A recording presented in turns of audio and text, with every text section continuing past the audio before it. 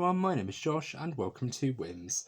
And today I have the top 10 saddest deaths in horror films for you. So getting right into it with my number 10 is the death of Laura Palmer from Twin Peaks Fire Walk With Me. Now, for those of you who don't know, Twin Peaks Fire Walk With Me is it's effectively a cinematic version of it's a semi-prequel to the original TV series of Twin Peaks, which ran from 1990 to 1991. And that entire show basically focuses on who killed Laura Palmer. She was a very well-beloved member of the community, but in this version, it's trying to explore the whole scope of Laura Palmer's life, like what she went through during her daylight hours in Twin Peaks, but it also tries to shine a light on the more darker aspects of her life, her drug addiction, her forays into prostitution at night and various other things, and also the hinted at abuse that she suffered from an unknown assailant in the TV series. But yes, this entire film basically tries to talk about that aspect of her life, and you try to get a full spectrum of this character's life, and it really is powerful. It's a very powerful film. And the death scene in question follows Laura Palmer and a friend of hers being bound and thrown into the back of a train car, an abandoned train car, by her father, Leland Palmer.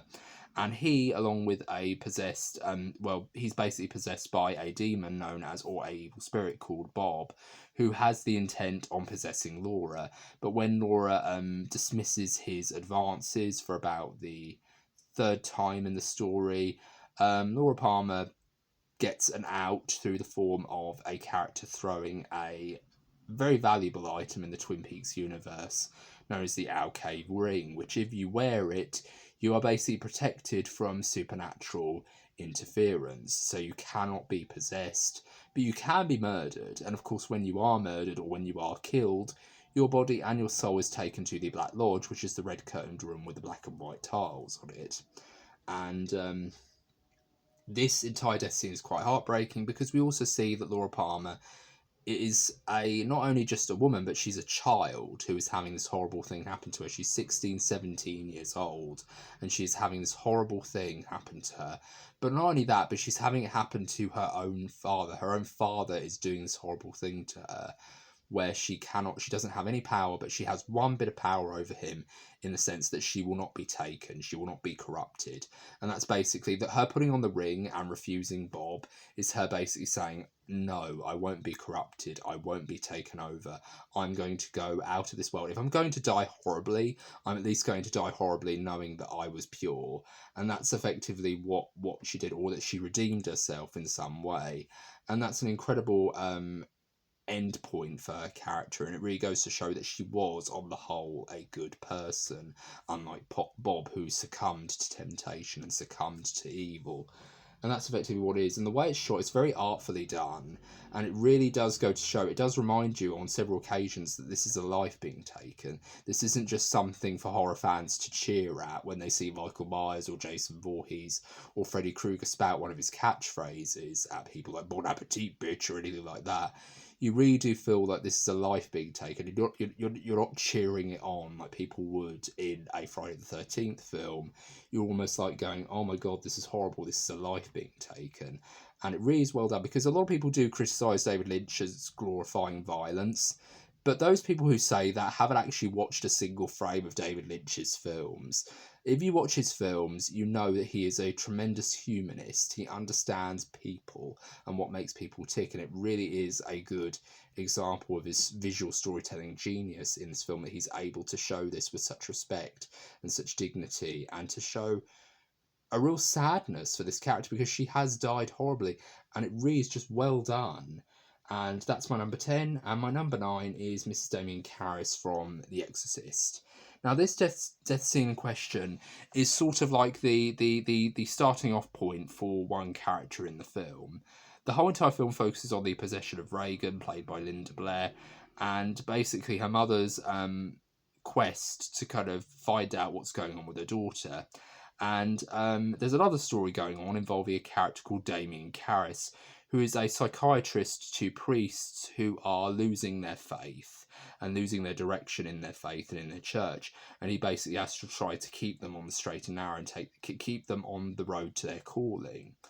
And he's also in himself struggling with his faith, after his mother dies, because his mother's very frail, she's very old, and after having a fall, because he can't afford to take her to a regular hospital, he has to essentially put her in a psychiatric ward, and he doesn't want to. He looks at the patients there, and he basically is just so depressed and so saddened that he has to leave his mother there.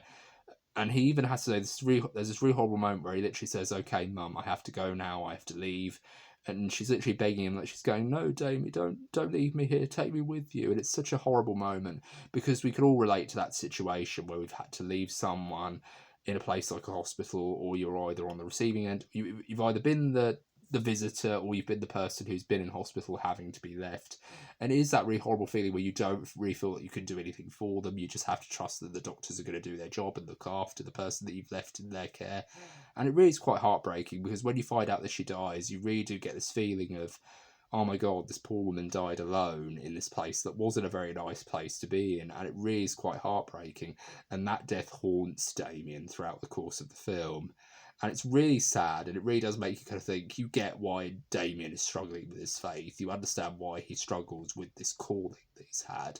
And it really is just well done. And that basically is the driving motivation. But he also feels like he's failed his mother. There's even this one point during Reagan's possession where the demon calls him out and says, you left her alone to die, and things like that. And it really is one of those things where he literally is trying to tell himself that, no, that didn't happen. I have to believe that I did the right thing for my mother, even though it was something that was horrible. I have to believe that that was all in the greater good in the end in some form. And that really is quite powerful. So that's my number 9.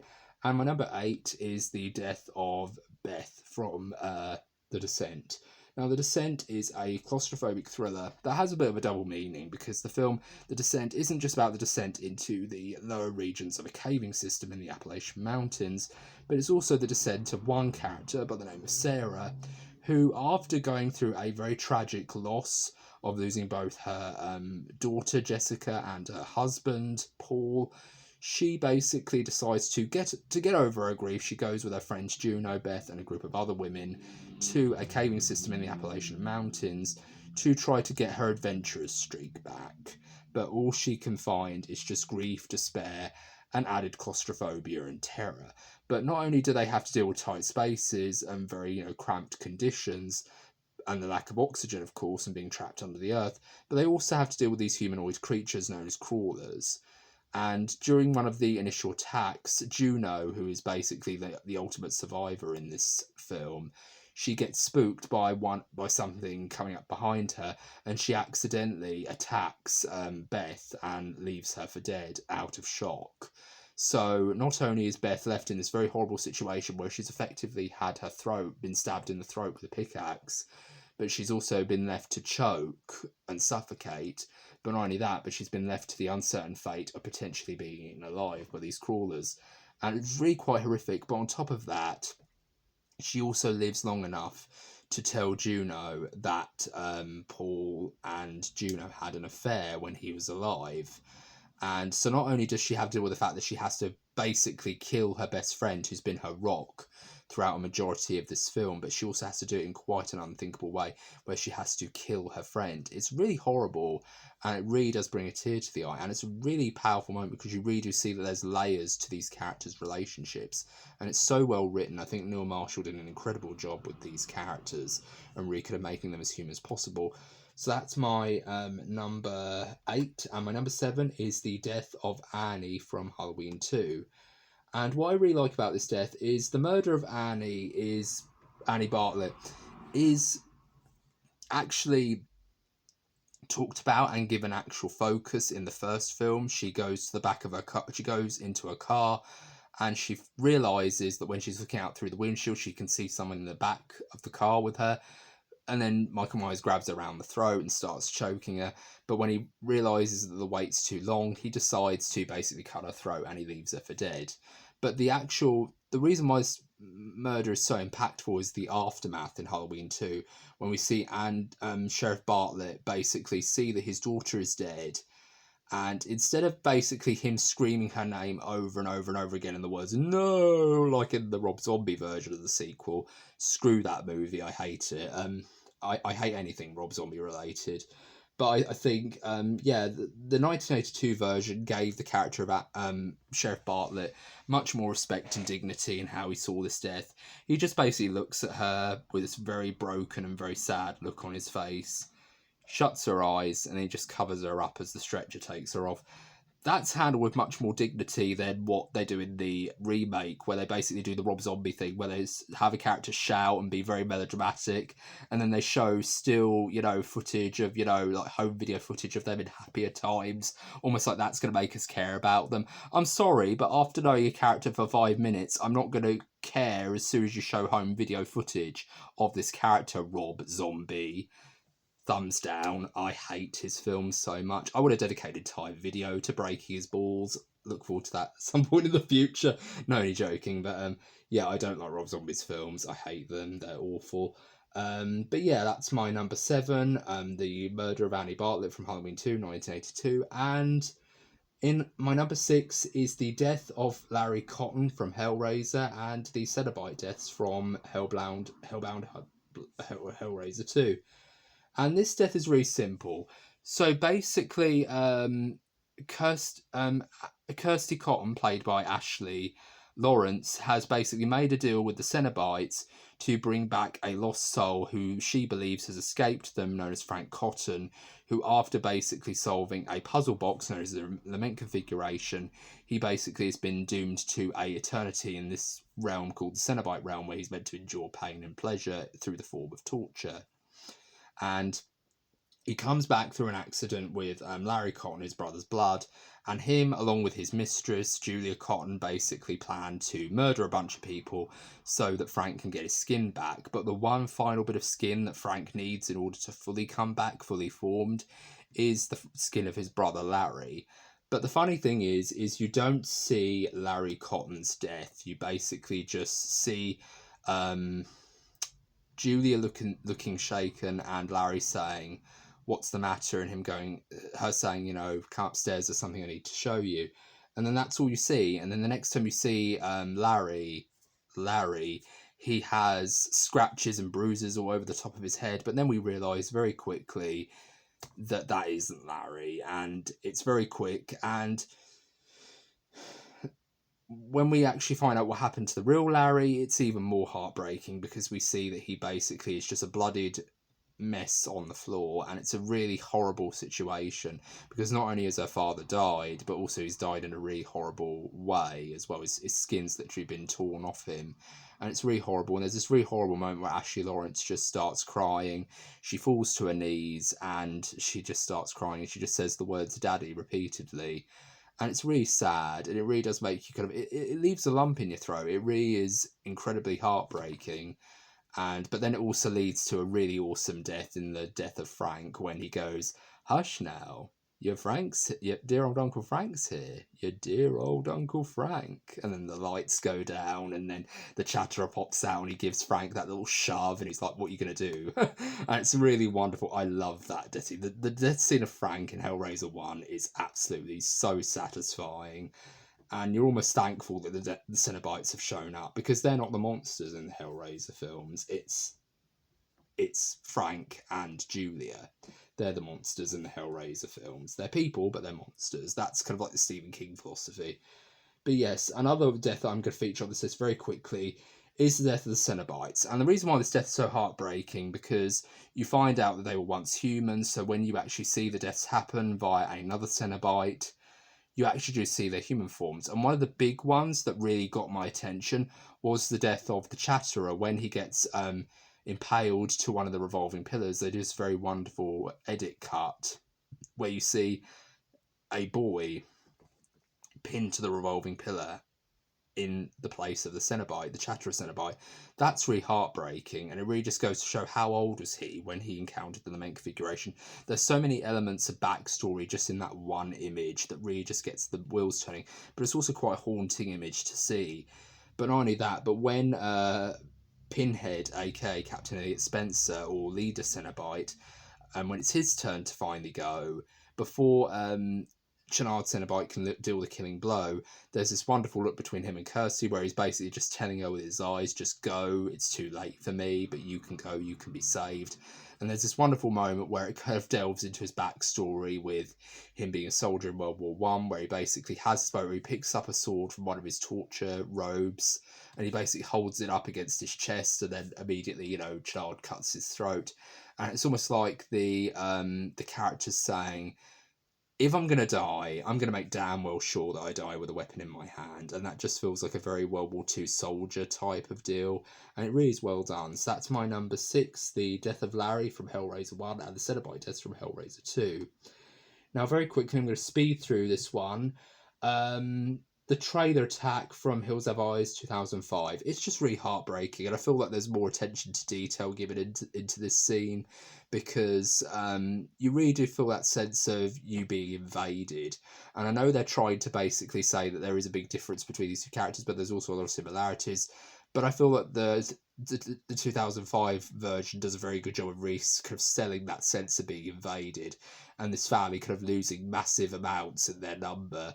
And also, to cap it all off, 2 mothers die and a baby is taken. And it really does kind of set into motion this very horrific series of events. Cap all that off with 2 really good performances by 2 really good actors, one of which I can't actually remember. And the actor Robert Joy do an absolutely incredible job playing these cannibals as these very sadistic killers. But they also do a very good job of kind of showing that they are still human in little ways as well. That they really do show little things, like the way they're like attacking the food and the way they're looking at various different things. It really just goes to show that they are very human, but they're also very kind of always attached and they don't know what everything is. It's such a good detail. But yeah, that's my number 5, and it's really well done. And my number 4 is The Death of Claudia and Madeline from Interview with the Vampire.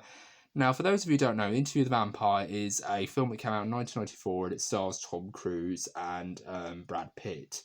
Brad Pitt plays a newly born vampire by the name of Louis, who basically adopts this girl and eventually turns her into a vampire called Claudia. And Claudia basically grows up as a vampire, not really knowing to the fullest extent what she is, no matter who she is, but more what she is and how she's having to grasp with this new ability, this new power.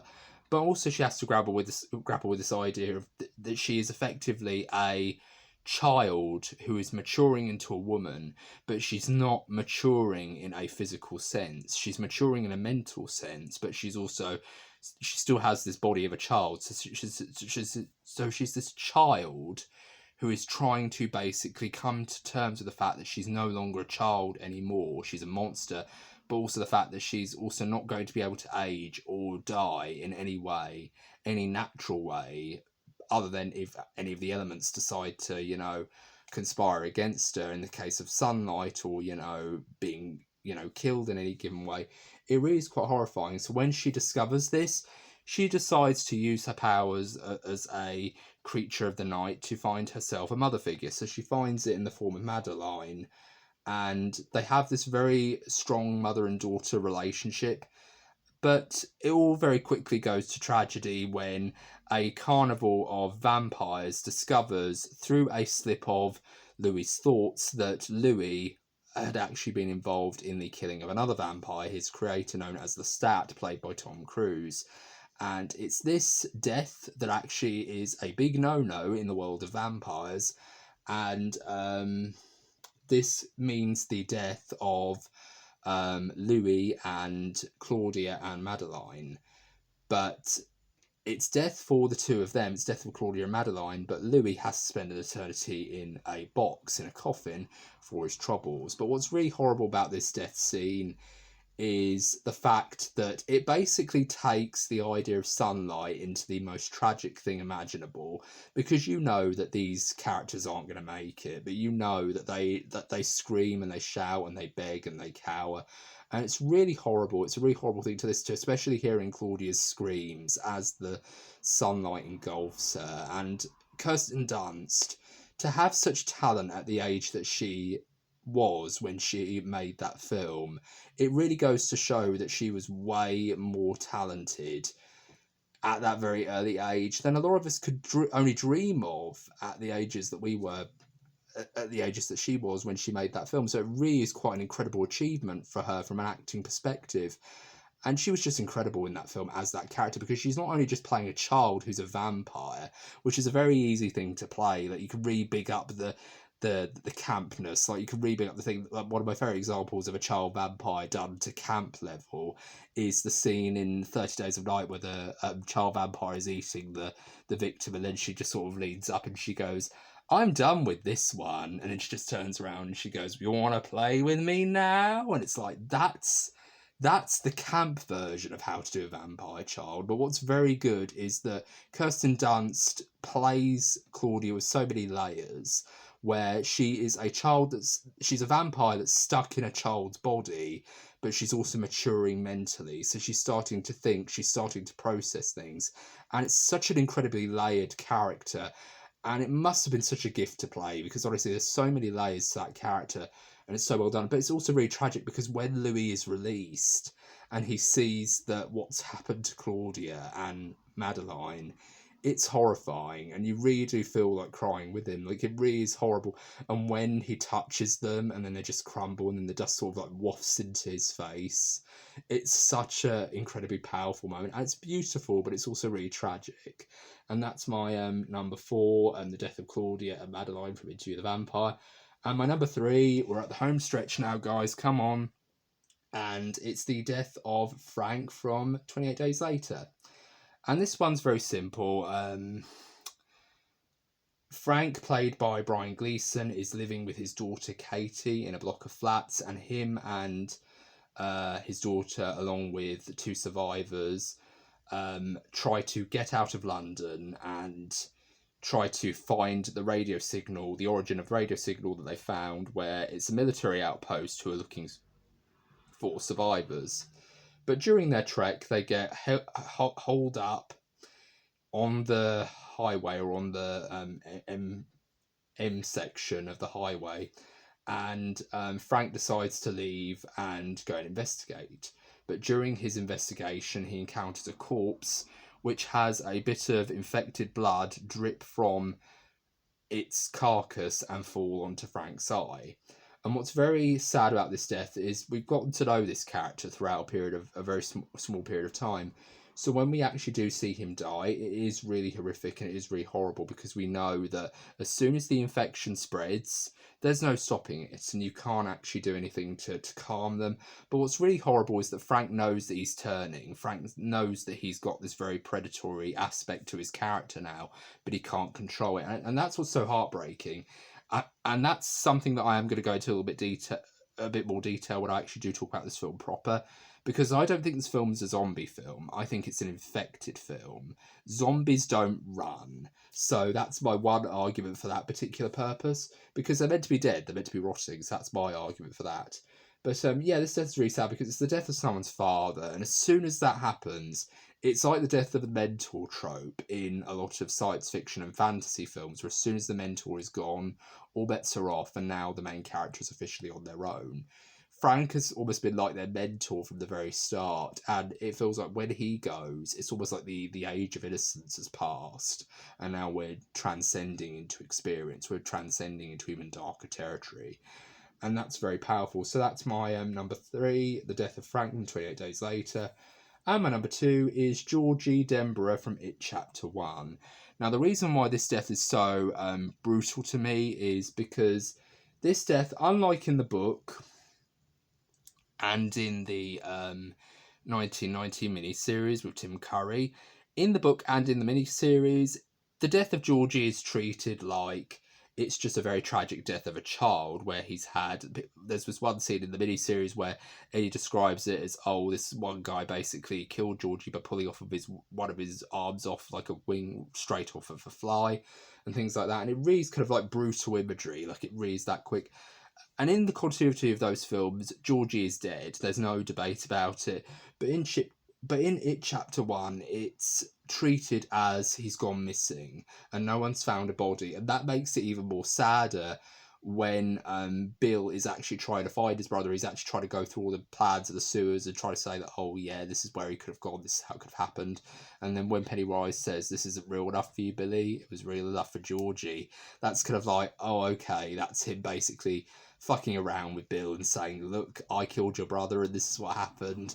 And it's almost like Judge Doom in It, where he just basically taunts Eddie Valiant for having killed his brother, but except in that case both are really scary. But what's very interesting is that's just Pennywise's personality. It's like, oh, he wants to twist that knife in even further. Like, it's bad enough that he just killed a random child, but the fact that it happens to be a brother of one of the characters who were actually following, it's even quite more twisted.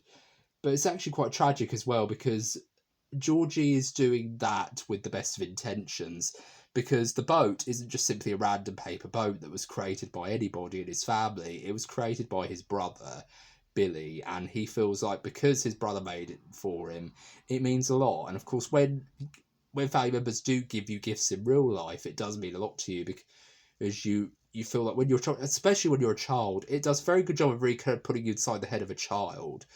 Both the book and the original miniseries and this film, of really kind of seeing their thought process and making you kind of see what they were actually trying to think in regards to what they were actually doing and why they were motivated to do these very stupid things. Even though in a lot of horror film scenarios it wouldn't work, it actually does make sense when you look at it from the point of view that, oh, this is being from the point of view of a child. It makes perfect sense, and that's why I think Stranger Things worked equally as well, as it wasn't just doing a very good job of really kind of imitating the pastiche elements of Stephen King's work, but it also manages to re-highlight the biggest and most iconic and eye-catching elements of Stephen King's work through him telling a lot of his stories from the point of view of children and adolescents and how that all works. And I think that's really wonderful. So that's my number 2. But it just adds another tragic element to the character of Georgie's death, and it really just kind of adds a lot more mystery, but it also adds a lot more of a tragic element to his character when it is finally revealed that he did die for Billy, because that's him finally getting closure. But then at the same time, he didn't get closure in the beginning, and it really just adds a whole entire other element of heartbreak to it. And it's just really sad. So that's my number 2. And before I get to number 1, guys, I have a few honourable mentions. And my honourable mentions is the death of Mandy from Creep 2004. So this scene basically is like that film I talked about in my alternative options called Deathline, but except it's a completely different story. In this particular story, it's basically a killer going around the UK London Underground, and he's basically kidnapping homeless people, torturing them and murdering them in very horrific ways. He's not doing it through cannibalism like there is in Deathline. He's basically just killing them because he's just seeing them as torture subjects and subjects for his experiments, and it's really quite horrific. But what's really horrific about this death scene is that Mandy very quickly and very easily could have been saved, but because she's so high on drugs and she doesn't quite know where she is and what's actually going on, she kind of almost looks at things almost like it's not really happening, so she doesn't really reply as quickly. Like, most people would have screamed help at any point, but because she's either high on drugs or she's kind of, knocked out tremendously or tremendously injured, it really does add an extra layer of tragedy. And of course, when you see what Craig, aka the Creep, does to Mandy, it's even more horrific, and it really does highlight this fact that, oh, this person very easily could have been saved. And my other honourable mention before we get to number 1 is the death of Sharon from Apaches, 1977. And Apaches is basically a public information film from 1977 where it basically serves the purpose of essentially warning children especially, about the dangers of being on farms and being around farming equipment. And this whole entire short film basically is told from the perspective of these children playing a game of Apache Indians whilst being on a farm. And there's tons of brutal deaths, there's tons of very horrific deaths, but one of the ones that really gets to you, and I think it really gets to you if you are a parent, is there is this death scene with a character called Sharon where they're in a barn and they basically are, one of the kids has gotten a beaker filled with something. They pour something into it and they don't know what it is, but they pour something into this beaker and they say, "Oh, what is it? We have to drink something for the play or whatever." And they go, "Oh, why don't we just mime the drinking of it? And we don't know what it is anyway." And they basically do this miming thing where they're drinking and they're saying all these Apache style things like, "Oh, I'm a great warrior," and things like that, or "I've killed many warriors, I'm proud chief," and things like that. And they're pretending to drink it, and then it's Sharon's turn. She goes to drink it, but then she accidentally drinks some of it and she spits some of it out. And she has this really disgusted look on her face, like she really just kind of goes, like it really is kind of something that she doesn't really like the taste of. And later on that day, as they're going home, she's walking home, she's just gotten to her door, and she's about to open the door, but she's holding her tummy, and she's like going, "Oh, I don't feel very well." And then it crossfades to later on that night, and then you basically see an exterior shot of her house. There's a lot of, steam and fog wafting around. And then you hear screams, and you hear some of the most horrific screams imaginable, where you just hear this girl just shout the words "mummy" over and over and over again as she's screaming, and the screams are awful. And it really is probably one of the most disturbing scenes. It's probably one of the most saddest scenes, because you really you relate to the parents in that situation. If you are a parent yourself, you do kind of put yourself in that position. I'm not a parent, I'm an uncle, so I do feel like I'm close to two family members who've had children, and I can imagine what it must be like for them, like for my two sisters who have children of their own, to be in that position, and to actually be in that position where you can't help your child. Something is wrong with your child and you can't help them. That's even more worse. So that kind of ties back into The Exorcist with that feeling of that possession storyline, that you don't know what's going on with your child, but you really are trying to help. You want to tell them that everything's going to be okay, but it's just not going to happen. That's really terrifying, really awful. And it really is a good example of what this particular short film does. It really did a good job of really kind of showing what the dangers are, but it almost did its job a little too well back in 1977, because it was actually banned for being so brutal and so horrific. So that's basically another honorable mention: The Death of Sharon from Apaches, 1977. If you're at all curious about the film itself, you can actually find it on YouTube, but I wouldn't recommend it if you don't want to have your mood lowered, or your mood turned to absolutely uplifted to being absolutely doggone depressed. I recommend avoiding this film. But yeah, it really is dark, it really is upsetting, and it's really brutal, and it's really sad. So we're at number 1 right now, and my number 1 saddest death scene is the murder of Casey Becker from Scream 1. And the reason why this death scene is so brutal and also so dark and so sad is because the fact that she basically dies is something that we've come to expect, because it's basically staged as though she's the main star, she's the biggest name in the film, she's going to live. They have kind of like a Janet Leigh moment with her, where you're kind of thinking that, oh, she's the biggest star in the film, she'll survive to the very end.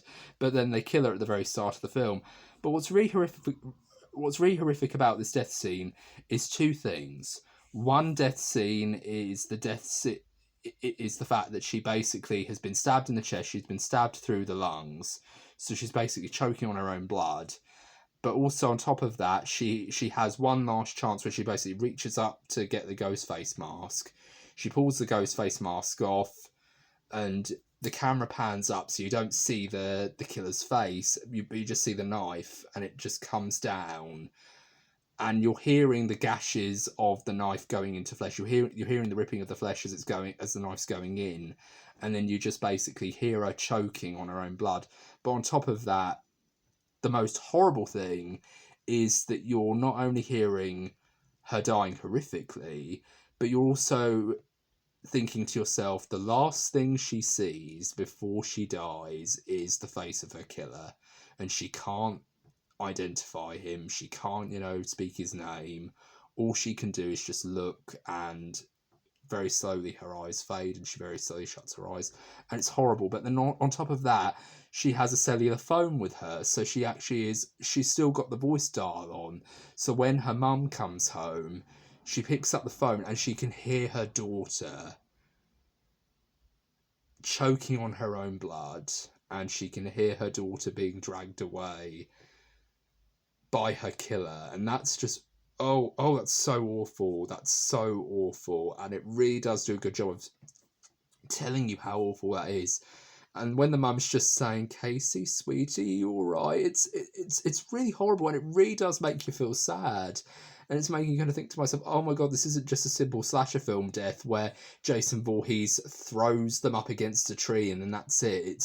It literally sits with you, and it's so heartbreaking, so devastating, and it's my number one for a reason. It's totally heartbreaking. It really is. And it's one of the death scenes that really does raise the bar, and it sets the tone overall that this isn't going to be your average horror film where you're meant to cheer the killer on. This is going to be a horror film that really does sit with you and make you think about, these are actual people who are getting killed. These are actual, teenagers who have their entire lives ahead of them, and they're just dying horrifically. And that's effectively the whole entire point of the Scream franchise, is it's critiquing the slasher film genre. It isn't just simply winking at the camera and saying, oh yeah, we're very self-aware, aren't we?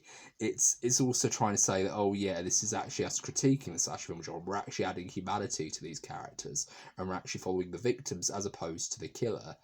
And that's my number one, and that's my list for the saddest deaths in horror films. I hope you enjoyed this list, and if you like this video, please give it a thumbs up, and please subscribe for more. Let me know what you think of this list down in the comments, and what are your favourite saddest death scenes in horror films. Let me know your list ranking down in the comments, and I hope you're all having a very good day. This has been Josh with WHIMs. Take care, bye for now.